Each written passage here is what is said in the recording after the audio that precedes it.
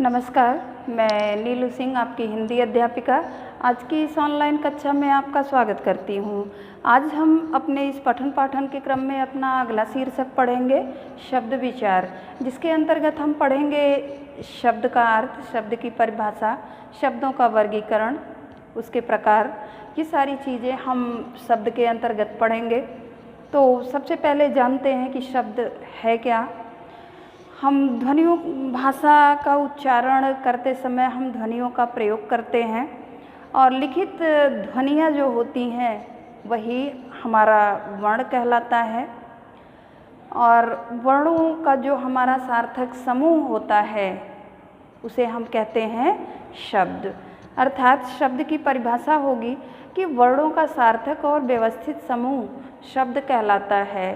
सार्थक और व्यवस्थित समूह कहना इसलिए अनिवार्य होगा क्योंकि शब्दों का जब तक हम एक व्यवस्थित क्रम का समूह नहीं बनाएंगे तब तक हमें अपने सार्थक शब्द नहीं मिलेंगे। तो इसलिए सार्थक कहना अनिवार्य है।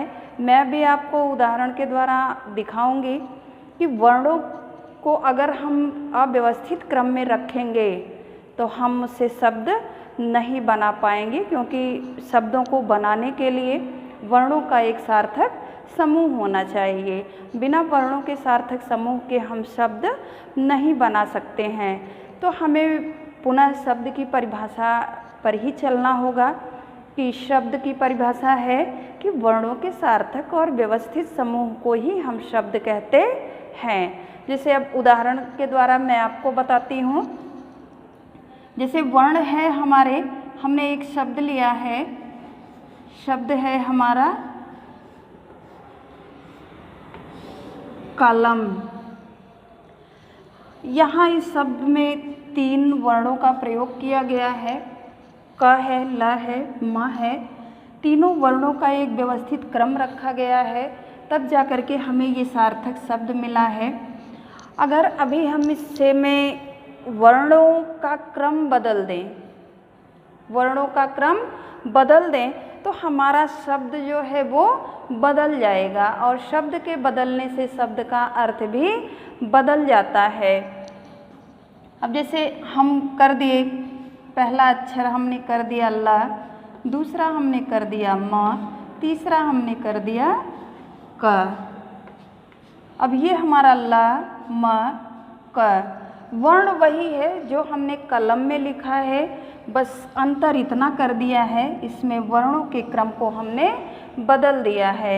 वर्णों के क्रम को बदलने से हमारा शब्द भी बदल गया, और ये शब्द जो हमारा बना वो बन गया हमारा लमक। परिभाषा पर पुनः चलेंगे। परिभाषा आपकी कहती है कि हमें वर्णों का सार्थक समूह बनाना चाहिए जिससे हमें सार्थक शब्द मिल सकें। लेकिन यहाँ लमक शब्द जो आया है, लमक का कोई सार्थक अर्थ नहीं है। बस हमने उसमें किया क्या है कि वर्णों के क्रम को अव्यवस्थित कर दिया है। तो इसलिए परिभाषा शब्द की कही जाती है कि वर्णों का व्यवस्थित और सार्थक समूह ही शब्द कहलाएगा। अब जैसे आपका है फल शब्द है,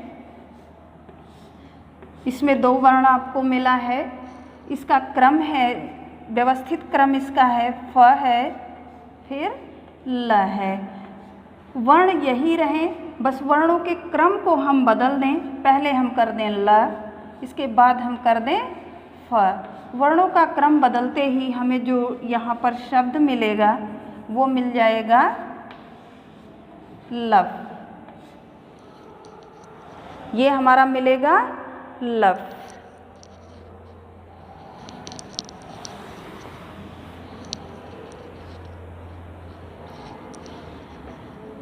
ये हमारा 2 वर्ण है फ ल, तो उसका व्यवस्थित क्रम है फ ल।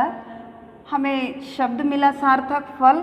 बस हम इसके क्रम को अगर बदल देते हैं, फल शब्द के क्रम को बदल देते हैं, पहले ल लिख दें फिर फ लिख दें, और इसके बाद जो शब्द हमें मिलेगा वो मिलेगा लव। फल का तो अर्थ होता है, लेकिन लव शब्द का कोई अर्थ नहीं है। ये हमारा कौन सा शब्द मिला? निरर्थक। और वो कैसे मिला कि वर्णों के अव्यवस्थित मेल से।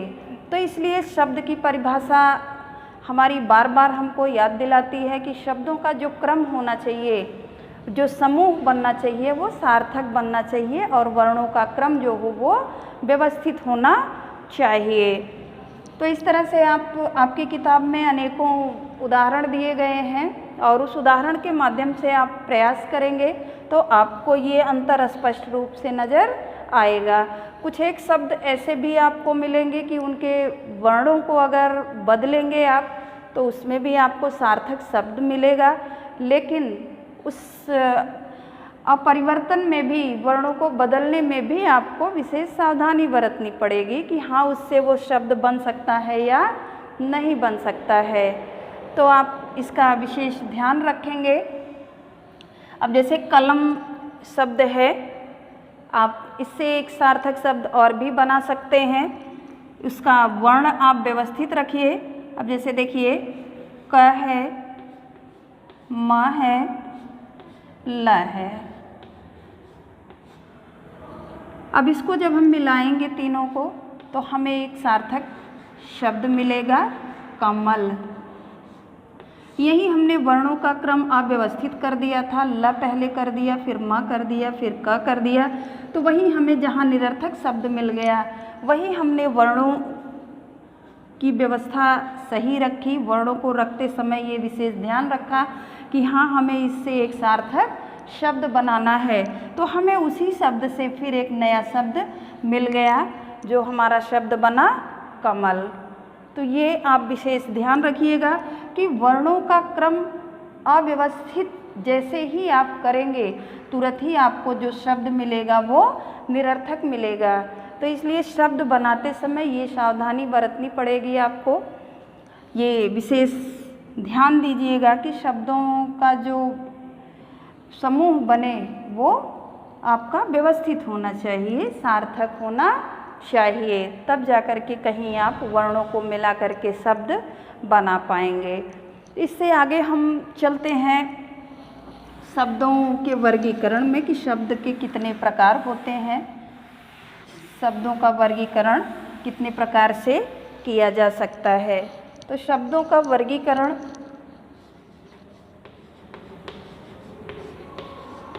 शब्दों का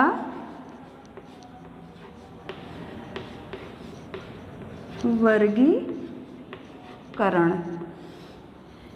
शब्दों का वर्गीकरण हम 4 प्रकार से करते हैं। हिंदी भाषा में इसके 4 भेद बताए गए हैं, जिसमें से पहला है हमारा उत्पत्ति के आधार पर। उत्पत्ति के आधार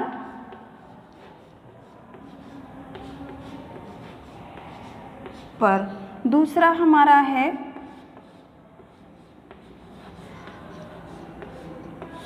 रचना के आधार पर।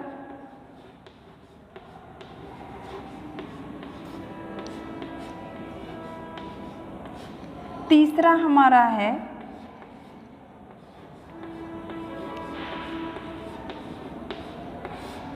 प्रयोग के आधार पर।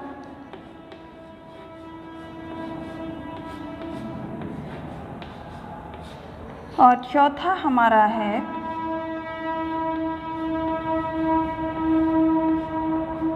अर्थ के आधार पर।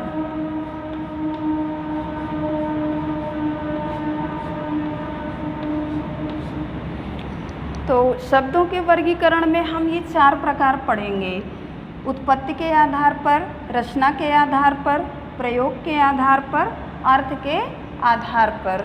तो जिसमें से सबसे पहला जो भेद हम पढ़ेंगे वो पढ़ेंगे उत्पत्ति के आधार पर।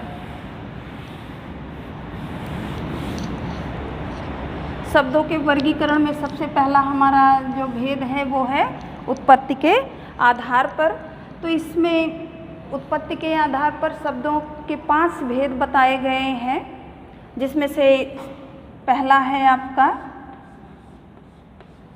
तत्सम शब्द। दूसरा है आपका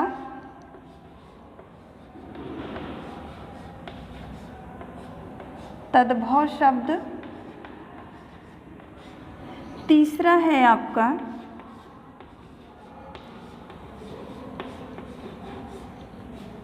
देशज शब्द। चौथा है आपका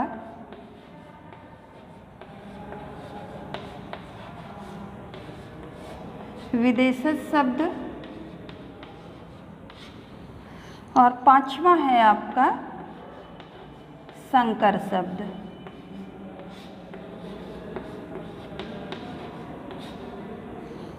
ये उत्पत्ति के आधार पर शब्द के 5 भेद हैं।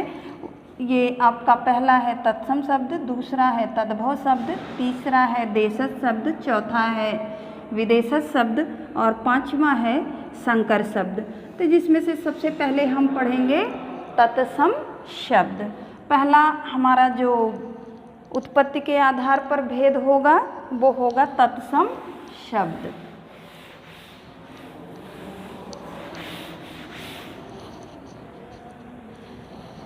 तत्सम 2 शब्दों के योग से बना हुआ है, जिसमें से शब्द है तत्, धन, सम। सम मतलब होता है बराबर। सम का अर्थ है बराबर, आप कहें समान या जैसा भी। और तत् मतलब है उसके, उसके अर्थात संस्कृत के जैसा।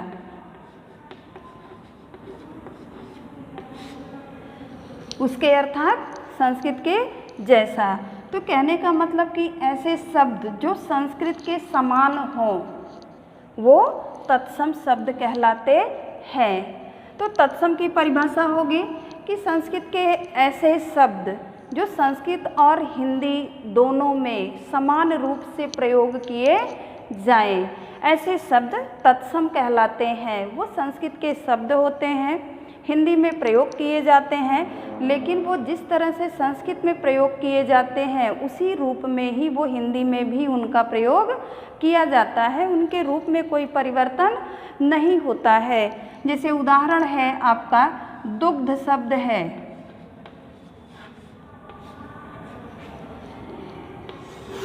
दुग्ध शब्द है, ये संस्कृत का शब्द है।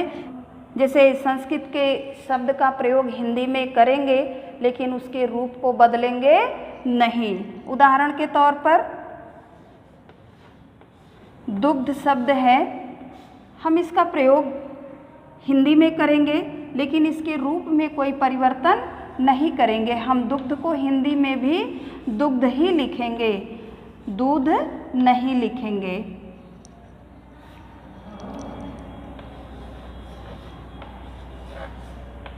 दूध नहीं लिखेंगे। क्यों? क्योंकि दुग्ध जो है वो संस्कृत का शब्द है, ये तत्सम है।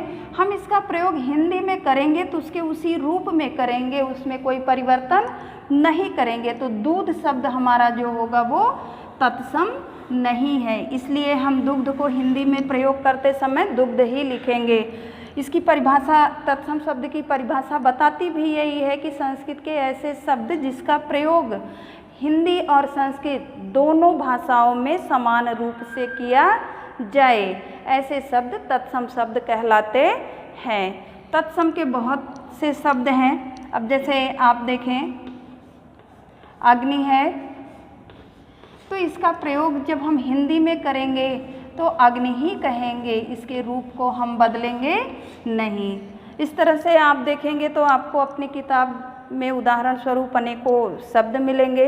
आप अपने अभ्यास के द्वारा इसे स्पष्ट रूप से और भी अच्छा समझ सकते हैं। तो तत्सम शब्द हो गया हमारा। दूसरा हमारा है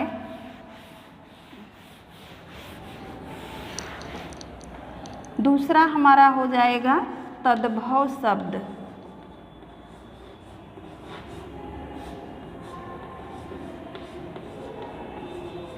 तद्भव शब्द, तत्सम की तरह तद्भव भी 2 शब्दों के योग से बना हुआ है। शब्द है इसका तत्, धन, भव। भव मतलब होता है उत्पन्न होना। उत्पन्न होना या जन्म लेना, तत्मतलब है उससे, उससे अर्थात संस्कृत से।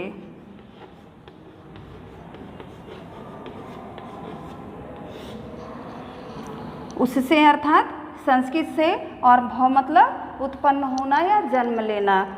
तो कहने का तात्पर्य है कि तद्भव ऐसे शब्द हैं कि जिनका विकास संस्कृत के शब्दों से ही हुआ है, लेकिन जन सामान्य की बोलचाल में वो आते आते अपने साधारण रूप में या कहिए कि सरल रूप में उसका प्रयोग कर लिया जाए। तो ऐसे शब्द तद्भव शब्द कहलाते हैं। होते वो संस्कृत के ही शब्द हैं क्योंकि उनका जन्म संस्कृत से ही हुआ है।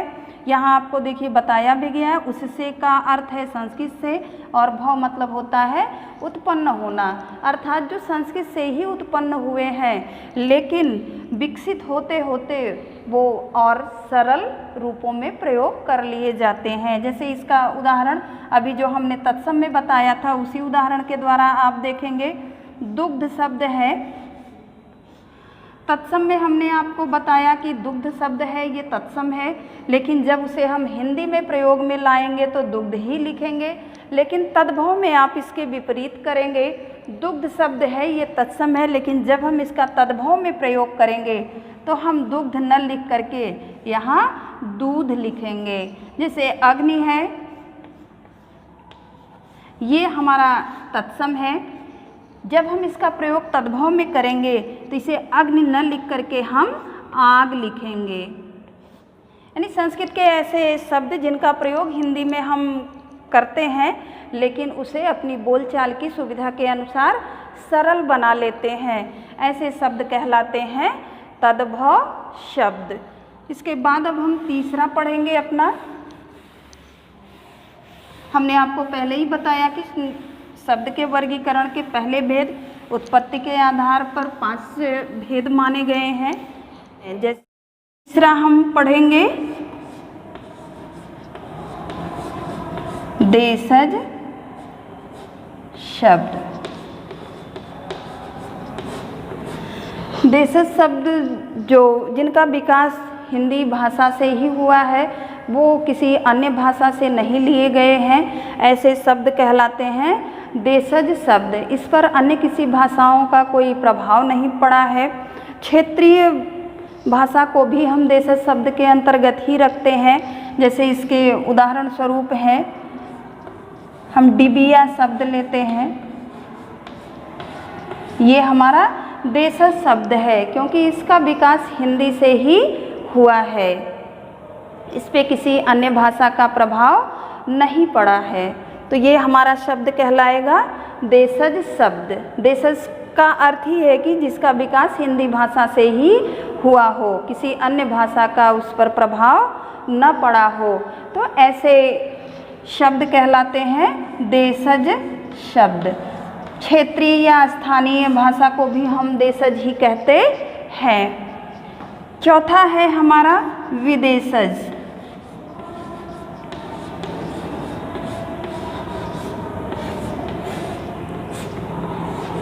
विदेशज शब्द, ऊपर आपने देशज पढ़ा, देशज अर्थात 2 शब्दों के योग से ये भी बना है देश धन अज। अज मतलब होता है जन्म लेना, अर्थात जो अपने ही देश में जन्म लिया हो या अपनी ही भाषा में जिसका जन्म हुआ हो, विकास हुआ हो, वो देशज हो गई। यहाँ आप देखेंगे तो वी पहले उपसर्ग लग गया है, विदेशज यानी वी मतलब है दूसरे देश है, और अज यानी जो दूसरे देश में जन्म लिया हो वो विदेशज शब्द है। और इस अर्थात इसका तात्पर्य है कि जो दूसरी भाषाओं से हमारी भाषा में आ गए हैं, ऐसे शब्द कहलाएंगे विदेशज शब्द। इसके अंतर्गत आप अंग्रेजी, जापानी, रसियन, जर्मनी, फ्रांसीसी, कोई भी भाषा हो हिंदी छोड़ करके जो अपनी भाषा है, जैसे देशज शब्द हिंदी है इसका विकास अपने क्षेत्रीय और स्थानीय भाषाओं को लेकर के भी हुआ है, लेकिन विदेशज भाषा के अंतर्गत जितनी भी विदेशी भाषाएं होंगी वो सारी के सारे उसके अंतर्गत आने वाले शब्द सारे विदेशज ही कहलाएंगे, क्योंकि हमारी मुलाकात अन्य भाषी लोगों से भी होती रहती है और उनकी भाषा का प्रभाव हमारी भाषा पर भी पड़ता है।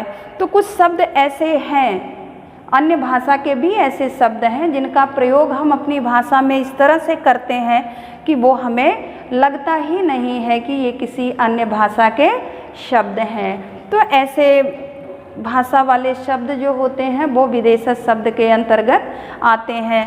अब इसमें चाहे जर्मन भाषा हो, चाहे चीनी भाषा हो, कोई भी भाषा हो, इसमें इसके अंतर्गत आने वाले जितने भी शब्द हैं सब विदेशज शब्द कहलाते हैं। पांचवा हमारा है संकर शब्द।